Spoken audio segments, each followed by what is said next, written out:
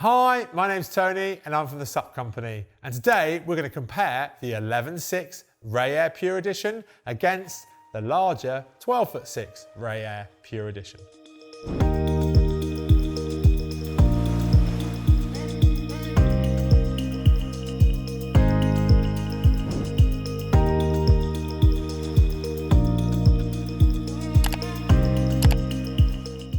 If you're watching this video, then you've got hopefully just a really simple question.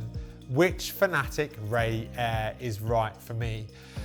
The Fanatic Ray Air as an overall shape is a very, very popular touring shape. It works very well for a really broad range of paddlers and provides a stable and efficient platform that can just eat up distance and is really genuinely very rewarding to paddle. These two models here, we have the 12.6 Pure Edition, that's the red coloured board, and then we also have the 11.6 Ray Air Pure in the teal blue colourway.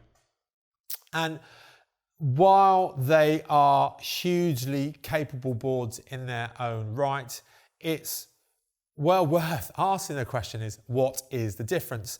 Other than the overall length, the key differences are around the width and the volume. Other than that, the overall nose shape, tail, outline, thickness, fin box setup and rocker line, so the curvature and bend within the board, is very, very consistent and similar.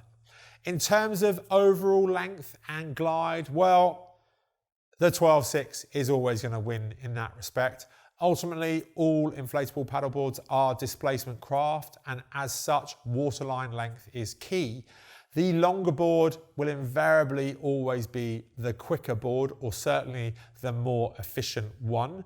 To give you some idea of difference in terms of paddling glide between the two, I would say that the 12.6 Ray Air is 10 to 15% more efficient due to its longer waterline length than the 11.6. The 12.6 at 32 inches wide as well is also the more stable of the two.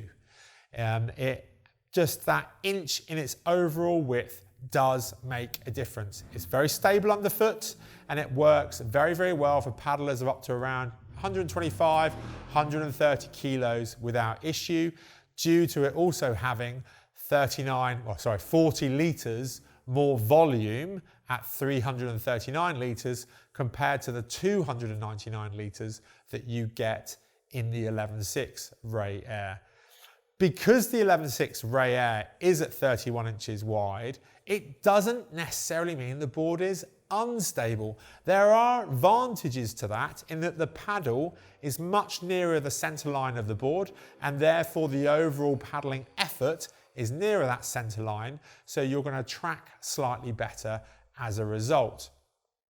But that then in turn is offset by the longer waterline length of the 12.6, because that longer waterline length is going to provide more tracking. So in terms of tracking, they're quite similarly matched. It's really that drop in volume and also width, which leads to a lower weight carrying capacity on the 11.6, and also that very slight drop in terms of stability overall. Both boards though are exceptionally capable touring boards, and in this Pure Edition construction, well, they strike a price point that really appeals to a very broad range of people out there looking to step onto either a touring board for the first time and kind of skipping that all-rounder step, which is perfectly acceptable. And if anything, it's something we find here at our test centre that is almost accidentally encouraged, because where we offer the opportunity to come here, visit us, paddle so many different bits of kit, we have a lot of people through the doors looking at all-rounder paddle boards. But very, very quickly, once people start to paddle those boards, and then we encourage them to try something perhaps slightly out of their comfort zone or they weren't looking at initially, and that means a longer board, well, instantly you start to understand the differences and the advantages that come from paddling a board that is longer than you anticipated in the first place. And those advantages simply are glide and tracking. No two ways about it. Glide and tracking on a touring shape such as these compared to, say, for example, from Fanatic, their Fly Air boards is better. It is just all round better. You put in the same amount of effort and you just get far more in return. So look, hopefully this has proved of help. If you've got any questions out there, then please do give us a call in the shop or head over to thesupco.com. To stay up to date though with all of our videos, well, click the subscribe button up here and turn on the notification bell. But to see our next video, well, take a look up here.